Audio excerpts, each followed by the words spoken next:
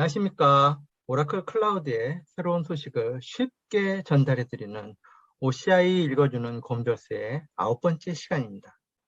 저는 이번 주도 역시나 진행을 맡은 자바 읽어주는 남자 아빠곰이고요. 네, 안녕하십니까. 베어메탈입니다. 안녕하세요. 민서빠입니다. 안녕하세요. 곰돌이입니다. 네, 오늘은 6개 소식을 가지고 간단하게 설명해 주실 텐데요. 주로 베어메탈님과 곰돌이님이 번갈아 가면서 계속 설명이 될 것 같고요.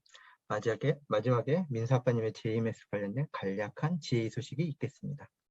첫 번째 소식으로 오라클 데이터 세이프와 관련된 소식으로 베어메탈님의 설명이 있겠습니다. 예, 안녕하십니까. 베어메탈입니다. 오늘 설명드릴 내용은 오라클 데이터 세이프와 관련된 내용으로 오라클 데이터베이스의 보안과 관련된 서비스인 이 데이터 세이프를 말씀드리려고 하는 것이고요. 내용은 데이터 세이프의 대상이 되는 데이터베이스 등록과 관리를 OCI 콘솔 위저드에서 할 수 있다라는 그러한 내용입니다. 일단 데이터 세이프가 무엇인지 좀 간략하게 설명을 드린 다음에 이것과 관련된 내용 다시 한번 더 자세하게 설명드리도록 하겠습니다. 오라클 데이터 세이프는 데이터베이스 보안 평가나 사용자 평가, 활동 감사, 그리고 민감 데이터를 검색한다든가 데이터 마스킹 등을 한다는 이런 여러 가지 데이터베이스 보안과 관련된 것들을 하나의 화면에서 관리할 수 있는 그러한 서비스를 제공하는 것이고요. 보안 감시와 보안 평가와 관련된 서비스라고 보시면 될 것 같습니다. 또한 이 클라우드에 있는 오라클 데이터베이스뿐만 아니라 온프렘에 있는 오라클 데이터베이스까지도 한꺼번에 관리할 수 있다고 하는데요. 이러한 설명을 드리기에 앞서서 우선 오라클 클라우드에서 구분하는 데이터베이스를 한번 설명을 드려야 될 것 같습니다. 왼쪽에 아래 위 화면을 보시면 저희 오라클 클라우드 메뉴에 보시면 오라클 데이터베이스와 데이터베이시스라는 두 가지로 나뉜다는 것을 보실 수가 있습니다. 이러한 구분은 오라클 클라우드에 데이터베이스를 나누는 기준이 무언가 있다라는 의미인데요. 오라클 데이터베이스라는 것은 오라클에서 개발된 데이터베이스, 저희가 흔히 말하는 그야말로 오라클 데이터베이스들이죠. 저 예전에 뭐 스탠다드 에디션, 엔터프라이즈 에디션 이렇게 나눠와서 사용을 했던 것들이고, 오라클이 개발한 이러한 오라클 데이터베이스들은 현재 오토노머스라 데이터베이스라는 자율 데이터 베이스 이런 것들의 근간이 되기도 합니다. 그래서 오라클에서 개발된 오라클 브랜드의 이러한 오라클 데이터베이스는 다양한 에디션으로 구분이 되어 있고 이것이 오라클 데이터베이스라는 항목으로 묶여져 있습니다. 그리고 밑에 보시면 데이터베이시스라는 것으로 또 구분되어 있는 것들이 있는데요. 대표적으로 MySQL과 그다음에 오라클 NoSQL 같은 것들이 있습니다. MySQL을 보시면 아시겠지만 데이터베이스라고 구분되어 있는 것들은 바로 MySQL과 같이 오픈소스를 기반으로 하는 데이터베이스 서비스라고 보시면 될 것 같습니다. 오늘 말씀드리는 이러한 데이터 세이프의 대상이 되는 데이터베이스는 위에서 설명된 오라클 데이터베이스라는 항목으로 구성되어 있는, 그래서 오라클 데이터베이스 엔진으로 구동이 되는 데이터베이스에 해당되는 것이라고 보시면 될 거고요. 따라서 이 데이터 세이프를 지원하는 오라클 데이터베이스는 아래와 같이 크게 4가지 항목으로 보실 수가 있습니다. 앞서서 OCI 콘솔에서 데이터 세이프를 등록할 수 있다. 그래서 타겟 레지스트레이션이라고 되어 있는데 여기에 보면은 오토노머스 데이터베이스, 그 오토노머스 데이터베이스에는 ADW라고 하는 데이터 웨어하우스 데이터베이스, 그다음에 제이슨, 그다음에 오토노머스 트랜잭션 프로세싱, 이렇게 이 3가지의 종류를 포함할 수 있고요. 그다음에 오라클 클라우드 데이터베이스라고 해서 저희가 이제 VM 기반이나 그다음에 BM 기반, 베어메탈 기반 또는 엑사데이터와 관련된 데이터베이스 서비스들이 이 항목에 포함된다고 보시면 될 것 같습니다. 더군다나 이 데이터 세이프는 클라우드의 서비스이기도 하지만 온프레미스 데이터베이스를 연결해서 이 온프레미스에 있는 데이터베이스들까지도 이러한 보안 환경들을 점검할 수 있는 그러한 확장성을 가지고 있습니다. 마지막으로 네 번째를 보시면 우리가 IaaS 위에 오라클 데이터베이스를 이제 설치해서 사용하는 그러한 경우도 있을 텐데요. 이러한 것들도 마찬가지로 오라클 데이터베이스 엔진을 사용하는 것이기 때문에 데이터 세이프가 지원하는 데이터베이스라고 할 수가 있습니다. 데이터 세이프를 등록하는 것은 앞서 말씀드린 것처럼 이제 OCI 콘솔상의 데이터 세이프 화면에서 바로 레지스트레이션 할 수 있었고요.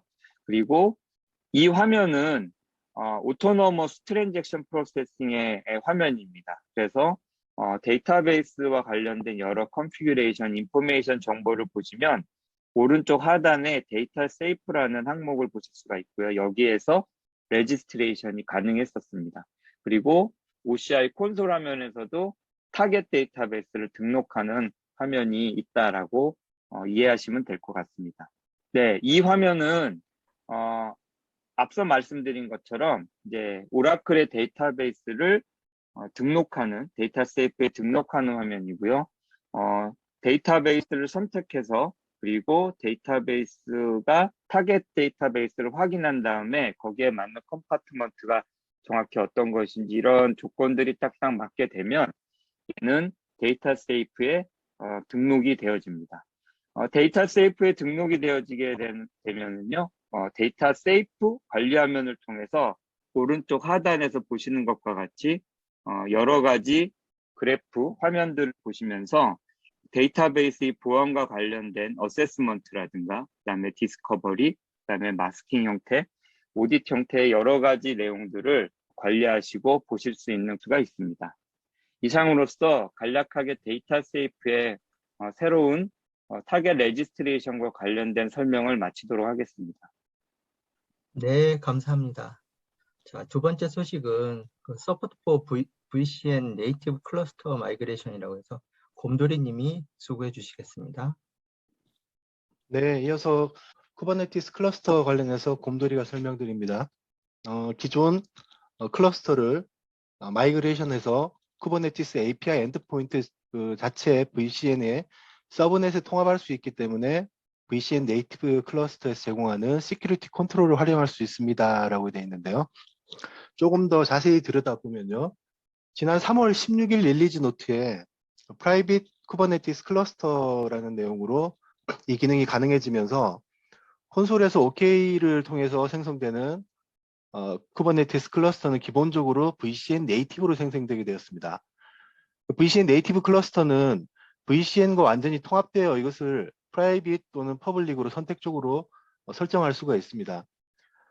클러스터 워커 노드하고 로드 밸런스는 이미 VCN의 일부였고요. 이때부터는 쿠버네티스 API 엔드포인트도 VCN의 일부로 통합되어서 추가할 수 있게 되었다는 내용이죠. 오라클에 의해서 완전 관리 운영되는 이 컨트롤 플랜은 직접 REST를 호출하거나 kubectl 등의 커맨드 라인에서 요청된 쿠버네티스 API 작업들을 지원합니다. 쿠버네티스 API는 파드, 네임스페이스, 컨피그 맵, 이벤트 등의 쿠버네티스 자원을 쿼리하고 조작할 수 있도록 하죠. 이전 릴리즈에서는 이 VCN이 통합되지 않은 채로 퍼블릭 쿠버네티스 API 엔드포인트로 클러스터를 프로비저닝 했었습니다. 이 때문에 쿠버네티스 API는 기본적으로 퍼블릭으로 열려 있게 되고 VCN에 통합되어 있지 않기 때문에 고객이 보안 제어를 직접 할 수가 없었던 거죠. 어떤 고객은 API 엔드포인트를 프라이빗으로 배치하고 싶어 할 수도 있고 또 어떤 고객은 퍼블릭으로 API 엔드포인트를 두더라도 시큐리티 리스트로 특정 IP 대역이나 IP나 대역으로 제어를 하고 싶어 할 수도 있는데 그게 이전 버전은 안 됐다는 거죠. 이번에 새롭게 추가된 이 기능은 기존에 VCN 통합되지 않은 클러스터, 즉 3월 16일 이전에 생성된 쿠버네티스 클러스터를 VCN 통합된 클러스터로 마이그레이션 할 수 있게 되었다라는 내용입니다. 그림에서 보이는 것 같이 기존에 VCN 통합되지 않은 클러스터는 클라우드 콘솔에서 마이그레이션 리콰이어드로 표시가 됩니다. 마이그레이션을 실행하고 난 뒤에는 왼쪽 아래 그림처럼 단순 퍼블릭 IP로만 표현되는 것이 마이그레이션이 끝난 다음에는 오른쪽 그림처럼 API 엔드포인트 정보가 서브넷과 함께 IP로 표시되는 것으로 확인할 수가 있습니다. 마이그레이션을 실행하면 오토매틱 마이그레이션과 커스텀 마이그레이션을 선택할 수가 있는데요. 오토매틱으로 선택할 경우에는 쿠버네티스 API 엔드포인트를 호스팅하기 위해서 VCN에 퍼블릭 리전 서브넷이 생성되고 퍼블릭 IP가 활동됩니다. 또한 VCN이 아직 없는 경우에는 인터넷 게이트웨이가 생성되고 라우팅 테이블, 보안 목록이 자동으로 구성이 됩니다.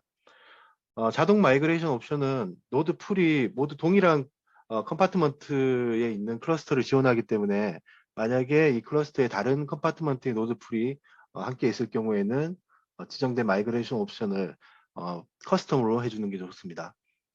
커스텀 마이그레이션을 선택하면은 기존의 리저널 서브넷, 프라이빗, 퍼블릭 선택을 해서 클러스터의 쿠버네티스의 API 엔드포인트를 호스팅하고 선택적으로 퍼블릭 IP 또는 보안 그룹을 할당을 할 수가 있습니다. 네, 마이그레이션 실행에는 약 15분 정도가 소요가 되는데 진행되는 동안에는 기존의 퍼블릭 엔드포인트를 통해서 쿠버네티스 액세스를 할 수가 있고요. 하지만 클러스터 업데이트라든지 노드 풀을 추가하거나 제거 등의 클러스터의 라이프 사이클에 관계된 운영은 그 시간 동안은 가용하지 않습니다. 마이그레이션이 실행된 후에는 약 30일 동안 그 유예 기간을 따로 드립니다. 그래서 기존에 VCN 통합되지 않은 퍼블릭 API 엔드포인트를 통해서 30일 기간 동안은 계속해서 액세스를 하고 운영이 가능합니다. 이상입니다. 네, 감사합니다.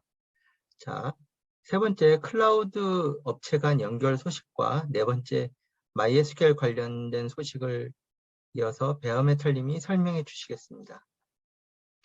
예, 다시 베어메탈 돌아왔습니다. 이전 곰돌스 7회차에서 저희 한국에서 아무도 관심이 없을 브라질에 생긴 새로운 리전에 대한 소식, 이것들 전해드렸었는데요. 거기에 오늘 추가된 소식이 하나 더 올라와 있습니다. 클라우드 서비스 업체 간에 이 커넥트를 할 수 있는 그러한 기능에 대한 부분과 관련해서 설명을 하나 더 드리도록 하겠습니다.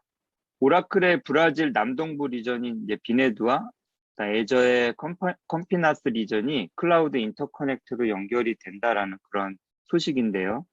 예, 이전 곰돌스 7회차에서 관련된 소식으로 저희 이러한 내용들에 대해서 설명을 드렸었고요. 오라클에는 세계적으로 여러 클라우드 리전이 있고 39개 리전이 2021년 안에 생긴다고 이렇게 얘기가 되어 있었습니다. 오라클 OCI와 마이크로소프트 애저 간에는 서로 각각의 클라우드 간에 연결하는 그러한 기능들을 상호 회사에서 제공을 하고 있습니다.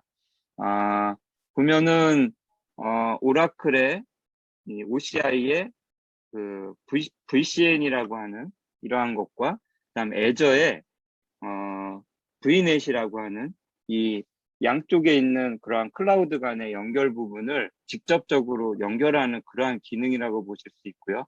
이런 것을 크로스 클라우드 커넥션이라고도 하고 또 인터커넥트라는 그러한 용어로도 사용이 되어지고 있습니다.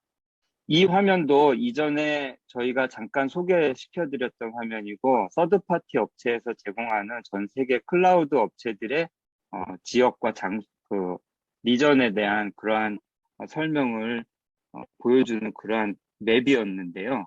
오늘 내용을 보면 이렇게 남미 쪽에 브라질 쪽에 여러 가지 클라우드 업체들이 리전을 가지고 있다라는 내용이 확인이 될 수가 있고요. 특히나 오늘 얘기했던 캠피나스라는 브라질 그 애저 리전 쪽과 또 오라클의 비네두가 서로 상호간에 연결하는 서비스로 구성이 된다라는 그러한 내용의 소식이었습니다. 오라클과 마이크로소프트는 이제 상호 클라우드 연결하는 서비스를 글로벌에서 여러 개 지역을 운영하고 있다고 합니다. 대표적으로 미국의 애쉬번과 애저 미 동부, 그다음에 오라클 런던과 애저 영국 남부, 캐나다, 그다음 네덜란드 암스테르담, 그리고 가깝게는 일본 도쿄와 애저 일본 동부 등이 이렇게 연결이 되고 있는데요. 아쉽게도 한국은 아직까지 이 오라클과 마이크로소프트 간의 연결이 없다고 합니다. 서울 지역에서도 빠르게 연결이 되었으면 하는 그러한 바람이 있습니다. 이상으로 마이크로소프트 애저와 그다음에 오라클 OCI가 연결되는 이러한 부분에 대한 새로운 소식 말씀드리겠습니다. 네, 이어서 MySQL 데이터베이스 서비스 관련된 이제 컨피그레이션 버라이어블 관련돼서 베어메탈님이 소개해 주시겠습니다. 네, 이어서 바로 MySQL 데이터베이스 서비스 관련된 소식도 제가 바로 전해드리도록 하겠습니다. 이 내용은 저희가 이제 MySQL 데이터베이스 서비스를 MDS라고 약어로다가 표현을 하고 있습니다. 그래서 MDS 서비스가 어떠한 부분에서 새로운 소식이 늘어났느냐 이렇게 내용을 살펴보면요. 커스텀 컨피그레이션에서 보다 많은 변수를 설정할 수 있다. 이러한 내용입니다. 이 내용을 이해하기 위해서는 이 MDS의 컨피그레이션에 대한 설명을 먼저 드려야 될 것 같습니다. MDS는 처음에 크리에이션을 할 때라든가 이럴 때 여러 쉐이프를 설정을 할 수가 있는데요. 오른쪽의 화면을 보시면 MySQL DB 시스템을 처음 만들 때 여러 가지 쉐입들을 지정할 수 있는 것들을 보실 수가 있습니다.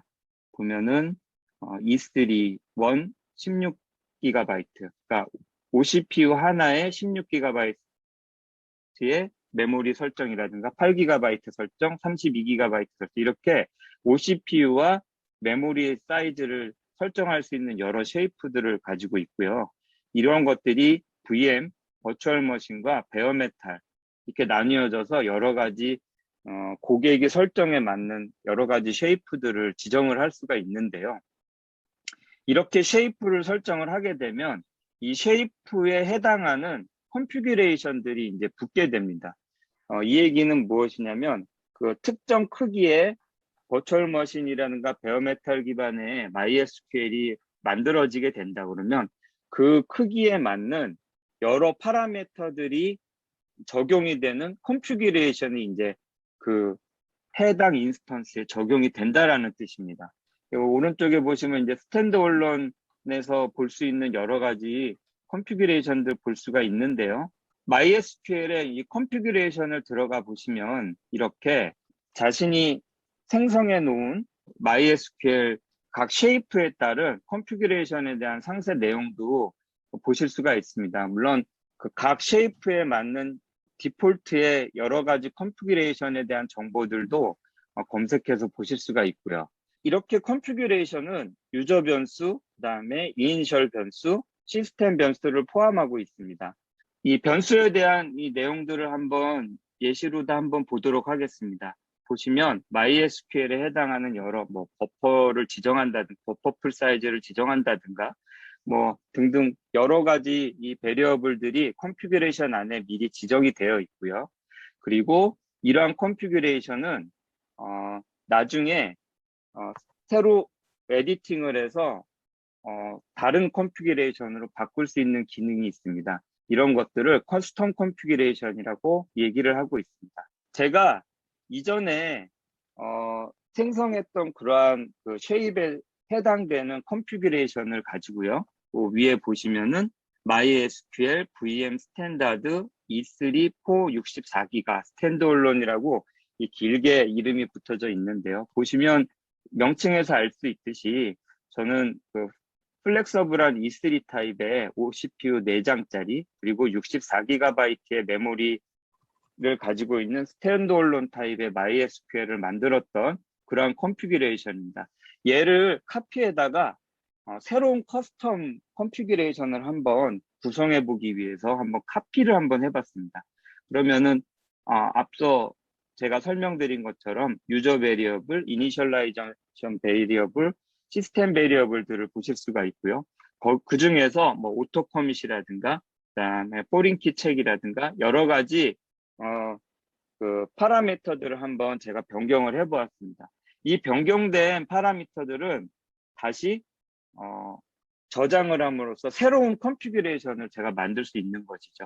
그래서 컨피규레이션을 보시면 앞서 제가 기존에 있던 컨피규레이션을 가지고 새롭게 만든 copy of MySQL 어쩌고 저쩌고 하는 첫 번째 이 컨피규레이션을 보실 수가 있습니다. 이것은 제가 기존에 생성했던 컨피규레이션을 기반으로 해서 새롭게 카피해서 만든 컨피규레이션 파일입니다. 예, 저는 그렇게 해서 이미 생성된 E3.4 64GB의 MySQL VM 그 컨피규레이션을 한번 변경을 해보았습니다. 이 화면은 바로 제가 새롭게 생성한 컨피규레이션을 가지고 MySQL에 새롭게 컨피규레이션을 적용하는 그러한 화면입니다. 앞서 보셨던 것처럼 제가 MySQL VM 스탠다드 특정 쉐입을 선택해서 데이터베이스를 생성했고요. 그 생성된 데이터베이스에 포함되어 있는 기본적인 컨피규레이션을 불러다가 얘를 새롭게 한번 모디파이 해봤고요. 그것을 copy of라는 새로운 컨피규레이션으로 저장을 한 다음에 그 저장된 컨피규레이션을 다시 원래 이 E3 464라고 해서 제가 초기에 생성했던 데이터베이스에 적용한 그러한 화면을 보실 수가 있습니다. 밑에 보시면 데이터베이스 will be restarted 하고선 저 컨피규레이션을 바꾸기 위해서 이제 DB를 새롭게 이제 내렸다 올리라는 그러한 명령문을 보실 수가 있죠.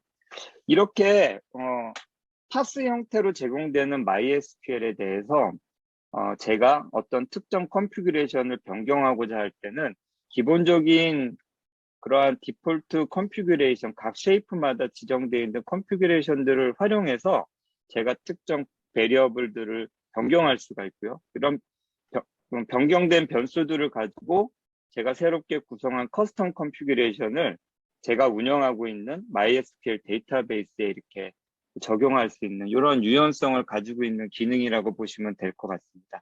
오늘 커스텀 컨피규레이션에 여러 변수들이 많이 포함되어 있다라는 그러한 소식이 제가 오늘 준비한 새로운 소식이라고 할 수 있겠습니다. 이상으로 저의 설명을 마치도록 하겠습니다. 네, 감사합니다. 자, 다섯 번째 그 엑사클라우드 커스텀 엘라스틱 스토리지 익스펜션 관련돼서 곰돌이님이 설명해 주시겠습니다. 네, 곰돌이입니다. 이번 소식은 추가 장표 없이 컨셉으로 설명을 드리겠습니다. 엑사데이터 클라우드 커스터머의 최초의 스타팅 옵션은 베이스 시스템의 2대의 데이터베이스 서버와 3대의 스토리지 서버로 구성이 됩니다. 필요한 업무의 요구량에 따라서 베이스, 쿼터렉, 하프렉, 그 다음에 풀렉으로 구성할 수가 있는데요. 이 크기에 따라서 스토리지 사이즈도 고정된 크기로 제공을 했었습니다. 이번에 새롭게 추가된 기능은 이러한 표준 구성의 고정된 사이즈의 제약을 받지 않고 탄력적인 스토리지 확장을 통해서 증가하는 워크로드 요구사항을 충족하기 위해서 스토리지 용량을 동적으로 늘릴 수 있게 되었다라는 내용입니다. 필요에 따라서 스토리지 용량을 확장한다는 얘기인데요. 현재 실행 중인 워크로드를 중단하지 않고 새로 추가된 스토리지 서버에서 사용 가능한 추가 스토리지 용량을 이미 배포된 VM 클러스터에 할당할 수 있고요. 인프라의 새 VM 클러스터를 프로비저닝하기 위해서도 새로 추가된 스토리지 서버의 추가 스토리지 용량을 바로 사용할 수가 있습니다. 이렇게 되면 설치 시에 엑사데이터 인프라스트럭처의 표준 형태보다 더 적은 스토리지 공간으로 시작을 할 수 있다는 건데요. 당장은 필요하지 않은 공간을 미리 확보할 필요 없이 적게 시작해서 비용을 절감하고요. 향후에 최대 사용량을 수용할 수 있도록 계획을 할 수가 있습니다.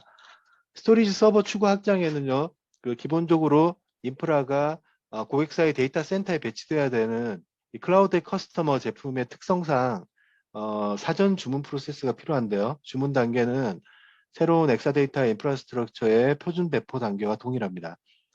고객사의 데이터 센터의 상면, 전력, 그리고 네트워크 환경 등을 고객하고 같이 협력해서 주문 단계를 작성하게 되죠. 이후에 스토리지의 스케일링에 대한 모든 단계는 클라우드 UI에서 직접 진행하게 됩니다. 현재 지원되는 시스템의 종류는 X7, X8, 그다음에 X8M 이 기반의 시스템에서 가능하고요. 최대 12대의 스토리지 서버까지 한 렉에 배치가 가능하고 현재 버전은 싱글 렉까지만 확장을 지원합니다. 이상으로 엑사데이터 클라우드 커스텀의 엘라스틱 스토리지 익스펜션에 대해서 설명을 마칩니다. 네, 감사합니다. 자, 6번째 소식은 JMS 관련된 소식인데 이게 지난주에 소개했던 내용인데 이번 주 업데이트로 올라온 내용인 모양이네요. 민수 아빠님.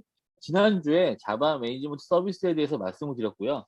지난주에 정리한 내용은 오라클 공식 블로그에서 자바 매니지먼트 서비스가 GA 되었다는 내용을 정보를 바탕으로 말씀을 드렸고요. 그 내용이 이번 주에 공식으로 릴리즈 업데이트로 등록이 됐습니다. 동일한 내용이고요. 이 부분에 대해서는 8회차 소식을 참고하시기 바랍니다. 이상입니다. 네, 감사합니다. 알찬 그 소식으로 소개해 주신 세 분께 우선 감사드리고요. 오늘 저희 설명을 듣고 궁금하시다고 생각되는 질문들은 꼭 댓글로 남겨주시기 바라고요.